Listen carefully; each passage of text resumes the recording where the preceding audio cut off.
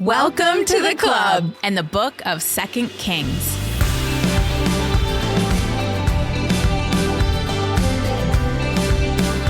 Last time in chapters 8 and 9, we started the episode in Aram. Elisha pays a visit to the capital of Aram, Damascus. The king of Aram is ill, and he wants to know if he will recover from that illness. The answer is yes, but then he will die.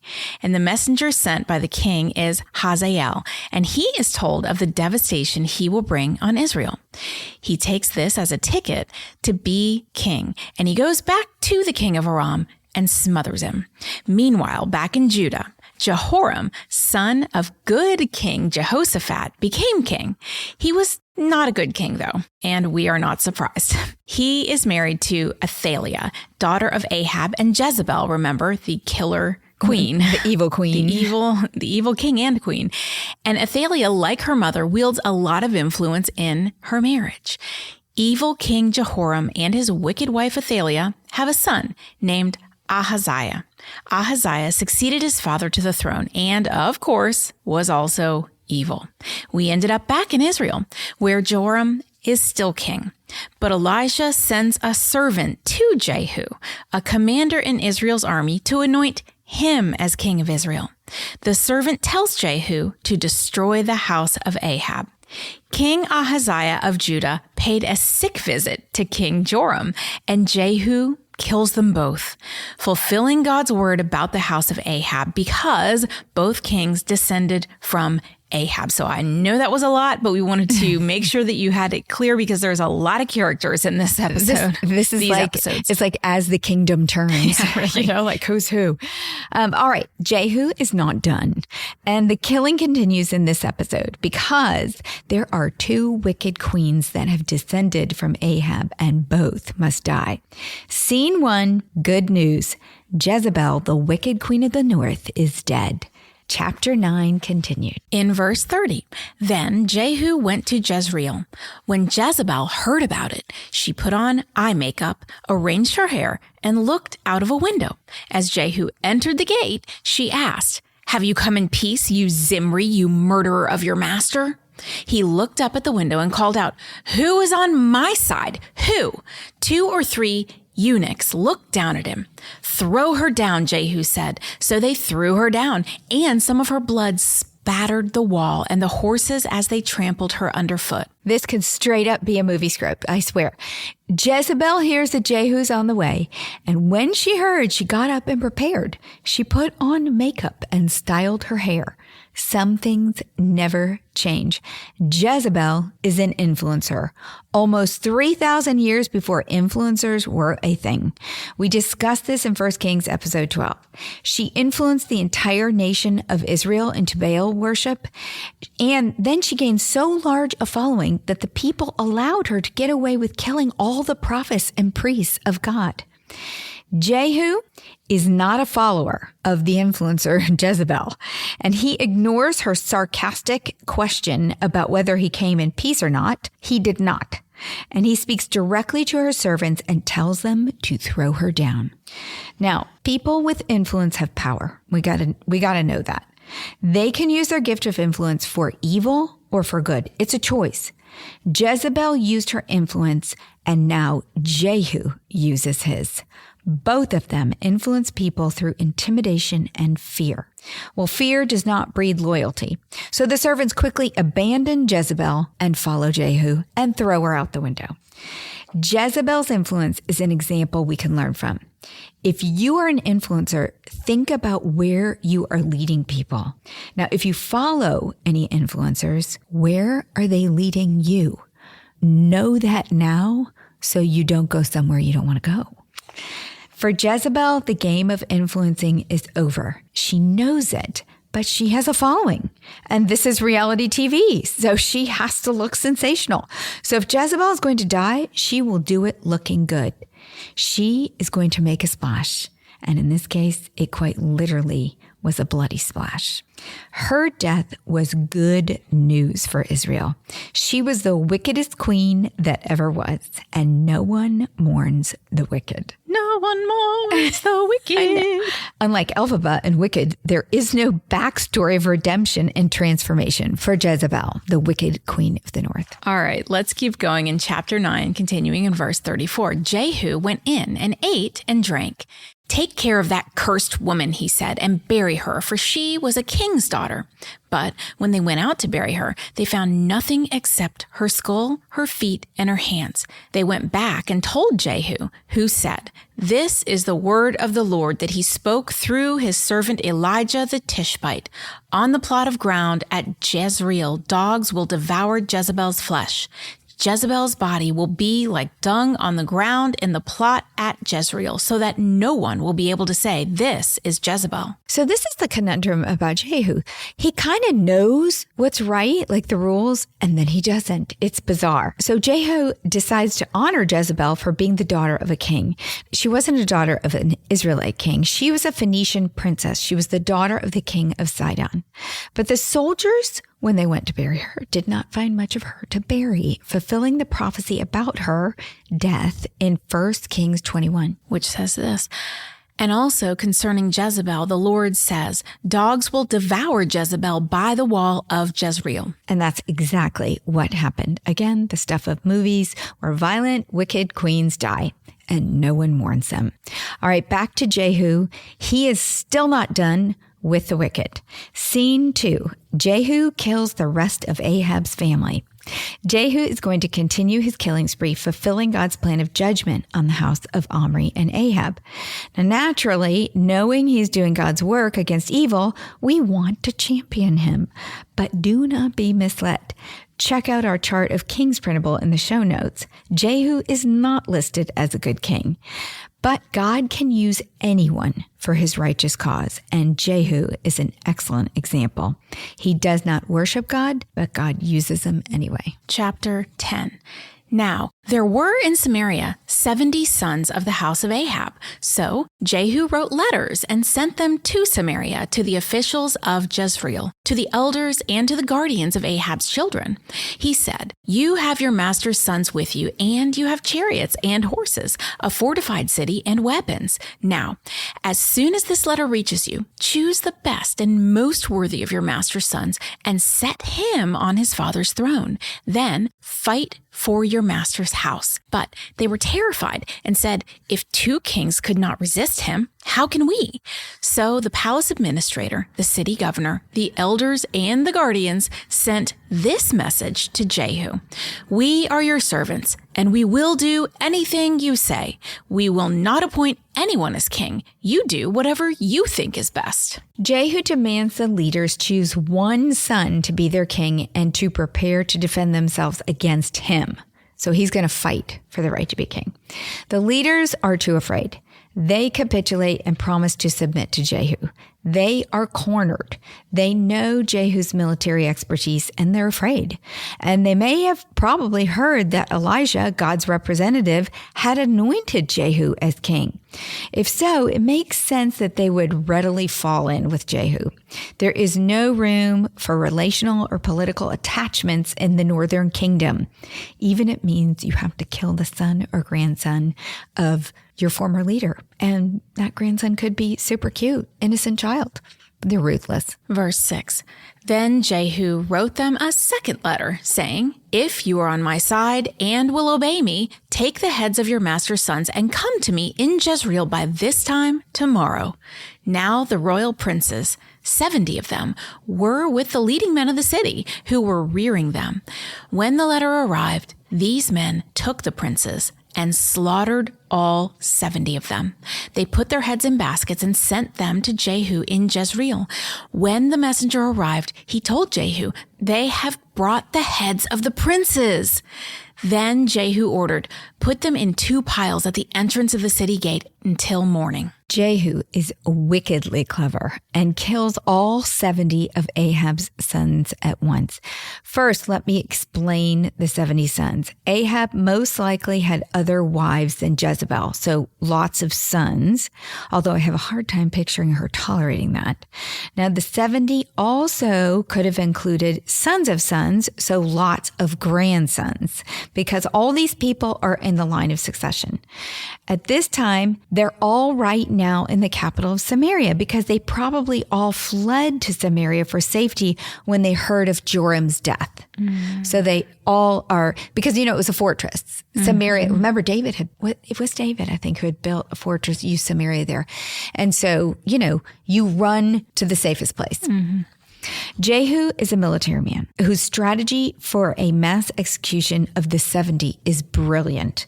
He knows that if he isn't swift, the sons will go into hiding and he will have to spend years hunting them down one by one to make sure that there couldn't be an uprising against him to place somebody from Ahab's house on the throne. Jehu writes a second letter to all of the leading men of the city and demands they cut off each son's head and bring it to Jezreel, which probably was a country palace. Every leader was so intimidated by Jehu that they fell in and obeyed him, which I can't imagine killing all these. It's brutal. Yeah, all these, because some of them would have been young children. Then, and this is remarkable, they put the heads in a basket and delivered it like a gift for the city. Because remember, he said, put it outside the gates of the city, pile them up. I have to wonder how this went down. Were the heads washed, wrapped, and labeled and packaged individually? Because they're all in the same city, so they're going to come together. Or were they thrown into a cart dripping with blood and rolling all over the place? Was there a procession? Did the grieving family and friends follow? Did anyone mourn? Was there wailing in the streets? Because recall, some of these were the heads of children. This is a whole family that's being killed. Or were the families too afraid, like the leaders, to be killed themselves? How long did it take? Because this could get really disgusting. Did they wait till the next day? Because it would have taken about 5 hours on horseback to get to Jezreel from Samaria. A cart would have taken much longer. Who had the horrifying task of identifying and doing an inventory to make sure that the head of every son of the wicked Ahab was accounted for? Can you imagine the logistics? It's so gross. I'm having flashbacks to our episode of Noah and the flood when you started talking about it would have been horrible because they're looking out the windows and they're seeing their best friends' so bodies awful. floating by. I mean, these people are just ruthless. You're giving us some graphic details there, Susan. Well, no one mourns the wicked, and Ahab's family was wicked. But I'm still sad about the children. Okay. Next, Jehu rallies the people to his cause with a religious crusade and kills anyone associated with Ahab. Verse 9. The next morning, Jehu went out. He stood before all the people and said, "You are innocent. It was I who conspired against my master and killed him, but who killed all these? Know then that not a word the Lord has spoken against the house of Ahab will fail. The Lord has done what he announced through his servant Elijah." Jehu begins his strategy to manipulate the people politically, and he is a smooth operator. He confesses to killing Joram. It was all his fault. But then he justifies his actions by pointing out that all of Israel's leaders killed Ahab's sons. The evidence of their collaboration is right there at his feet in the 70 bloody heads piled up at the city gates for everyone to see. It's the stuff of movies, I'm telling you. So it looks like all the leaders supported Jehu and that every leader is in accord with Jehu, but in reality, they were forced out of fear. Now, if you're conflicted about whether or not to like Jehu, you are not alone. There is tension in this story. One struggle is finding peace with sin and violence as part of the judgment process. Jehu's actions were part of God's plan to bring judgment to the house of Ahab for their idolatry and wickedness. But the method was not part of God's plan. God had specifically anointed Jehu through the prophet Elisha to carry out this mission. Jehu's task was to eliminate Ahab's descendants and end Baal worship in Israel, which he does. However, Jehu's methods were violent and deceptive. Jehu was used by God to achieve a specific purpose, but his methods and motives were not righteous. Jehu's personal ambition and violence reveal the dark side of his character. This can make us uneasy. It's disturbing. How can God allow such sin in conjunction with his plans? Well, one thing to note is that God uses evil people to bring about his plans. So we must focus on the plan without being reconciled to the process. There will be sin, evil, corruption, and hurt until Christ returns. But Christ will return, and there will be a new heaven and earth, one that doesn't have this corruption. And that is our hope. Listen to John's vision in Revelation chapter 21. Then I saw a new heaven and a new earth, for the first heaven and the first earth had passed away, and there was no longer any sea. I saw the holy city, the new Jerusalem, coming down out of heaven from God, prepared as a bride, beautifully dressed for her husband. And I heard a loud voice from the throne saying, "Look, God's dwelling place is now among the people, and he will dwell with them. They will be his people, and God himself will be with them and be their God. He will wipe every tear from their eyes. There will be no more death or mourning or crying or pain, for the old order of things has passed away." It's really hard and impossible for me to reconcile myself to the evil that we see happening today. It's painful. But this is our hope, that there one day will be no more death or mourning or crying or pain, no more evil. When we are burdened by the suffering around us, we must remember that God has a plan. And even though we cannot always see him moving behind the scenes, he has ultimate control. He's never lost it. Well, Jehu has snuffed out the competition, manipulated the leaders, and won over the people. But Jehu is not done. He wants to add to God's plan. He continues to paint the town red with blood. First, with the blood of everyone associated with Ahab in Jezreel, then everyone in Samaria. Verse 11. So Jehu killed everyone in Jezreel who remained of the house of Ahab, as well as all of his chief men, his close friends, and his priests, leaving him no survivor. Jehu then set out and went towards Samaria. At Beth-Eked of the shepherds, he met some relatives of Ahaziah, king of Judah, and asked, "Who are you?" They said, "We are relatives of Ahaziah, and we have come down to greet the families of the king and of the queen mother." "Take them alive," he ordered. So they took them alive and slaughtered them by the well of Beth-Eked. 42 of them he left, no survivor. Jehu killed Ahab's chief men, which probably included all those leaders who killed Ahab's sons and promised to submit to Jehu only to be killed themselves anyway. He killed his close friends, Ahab's close friends. How close is close? I don't know there. He killed the priests, all the Baal priests, we assume, so yay about that. And he killed the relatives of King Ahaziah of Judah and the 42 people who were with him because they were trying to visit, I assume, Jezebel, and therefore they were assumed to be either friends or relations of Queen Athaliah of Judah, the daughter of Ahab and Jezebel. Had Jehu gone too far? Was he now killing just to ensure that there was no opposition to himself as the new king left in the land? Yes and yes. Jehu's destruction of life exceeded what God had commanded. His zeal for carrying out God's judgment was mixed with his personal ambition and desire for power. So he thought that he was, in his head, he was telling himself that he was just executing what Elijah had said was going to happen or needed to happen, but really he's inserting himself and not following what God wanted him to do. I think he had some, he's a military man, testosterone and adrenaline fill his veins, and he's king now, and he is going for it. He's just killing anyone who... Because in those days, it was common that if anyone was a faithful follower, they would try to rise up and build a group of people to follow them. Mm-hmm. So he's taking no chances. Everyone's going. Brutal. It's a lesson to ponder in this. This story teaches us that we must do God's work God's way. and always with a pure heart. Like King David, we must be people after God's own heart. Jehu did it his way, not God's way. Methods and motive matter. Back to our story in 2 Kings 10, continuing in verse 15.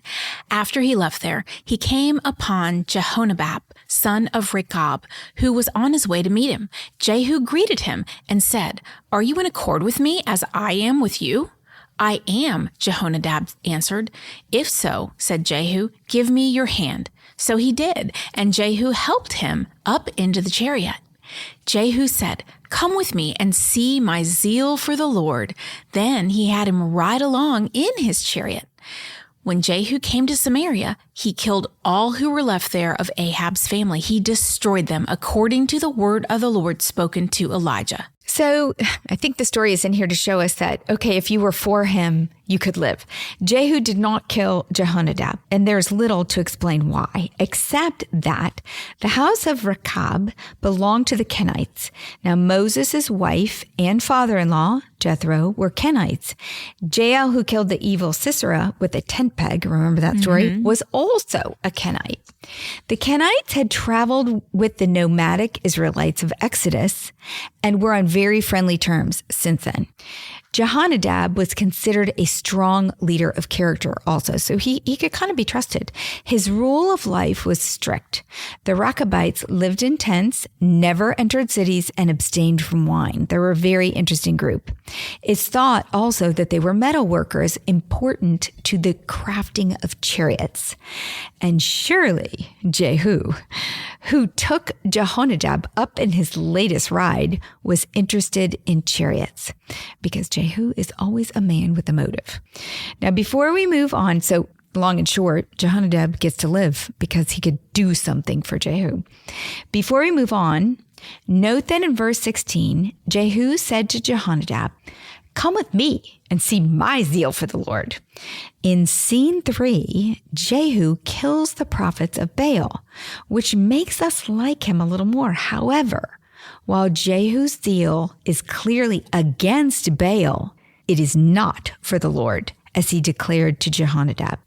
It was most likely another political move of his. Jehu must get rid of all those loyal to his predecessor Ahab, and the prophets of Baal were definitely loyal to Jezebel and Ahab. Jehu starts his attack on Baal with another manipulative trick. He tells the people he is going to serve Baal with a great sacrifice. Verse 18, Then Jehu brought all the people together and said to them, Ahab served Baal a little. Jehu will serve him much. Now summon all the prophets of Baal, all his servants and all his priests. See that no one is missing, because I am going to hold a great sacrifice for Baal. Anyone who fails to come will no longer live. But Jehu was acting deceptively in order to destroy the servants of Baal. Jehu said, Call an assembly in honor of Baal. So they proclaimed it, and he sent word throughout Israel, and all the servants of Baal came.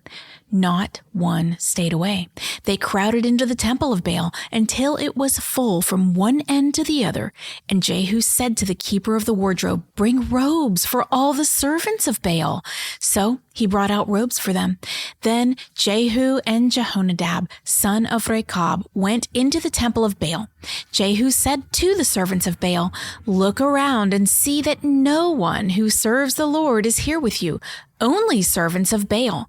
So they went in to make sacrifices and burnt offerings. Now Jehu had posted 80 men outside with this warning: If one of you lets any of the men I am placing in your hands escape, it will be your life for his life. Well, as soon as Jehu had finished making the burnt offering, he ordered the guards and officers, Go in and kill them. Let no one escape. So they cut them down with the sword. The guards and officers threw the bodies out and then entered the inner shrine of the temple of Baal.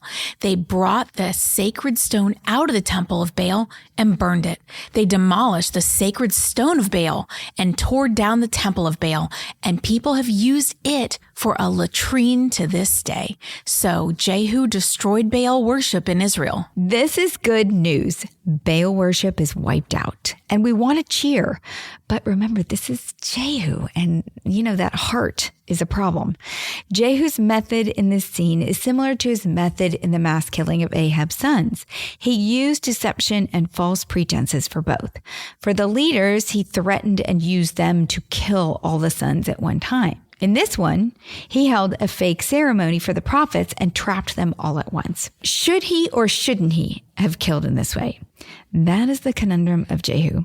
He is extra in his misplaced zeal.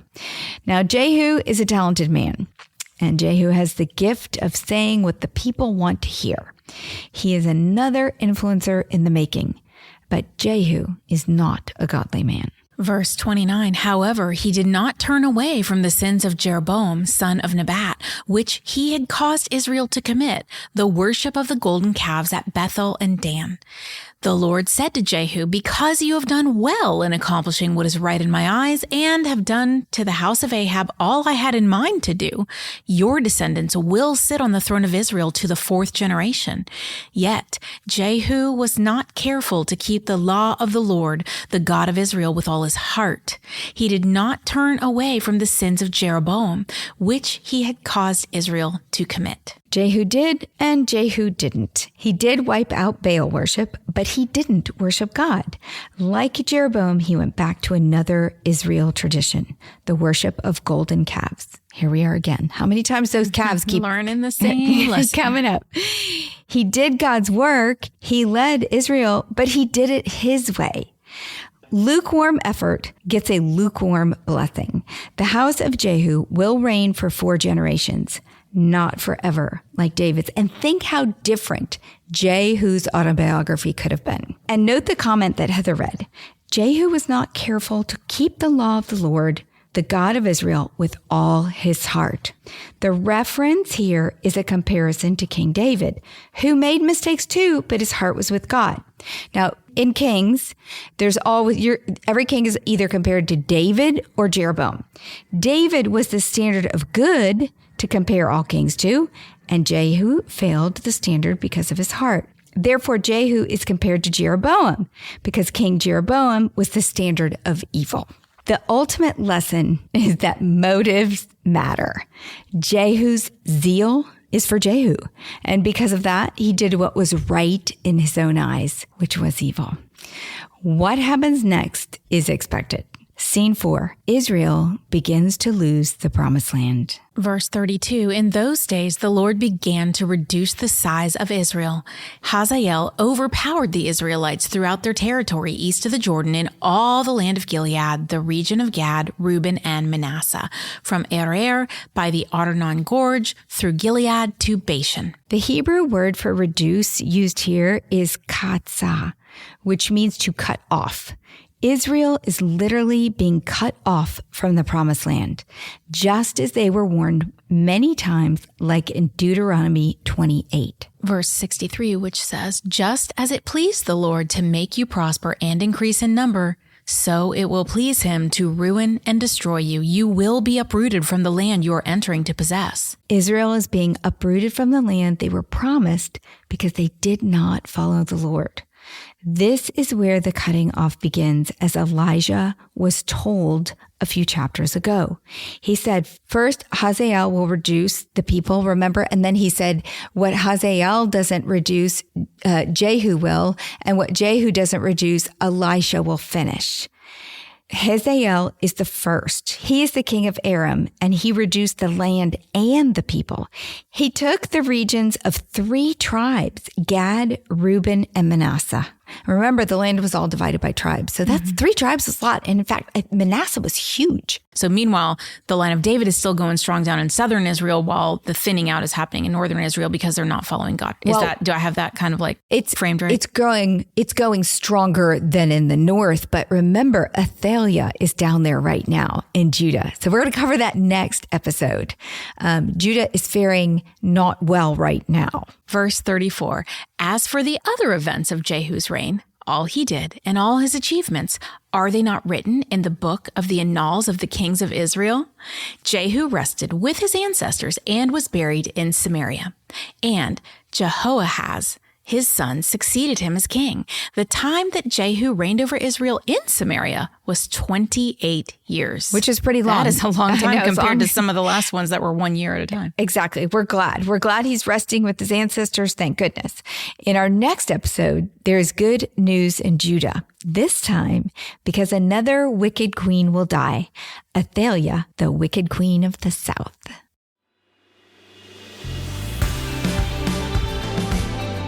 What's a club without friends? If you're enjoying the Bible Book Club, why don't you share it? And then you can say, Welcome to the club.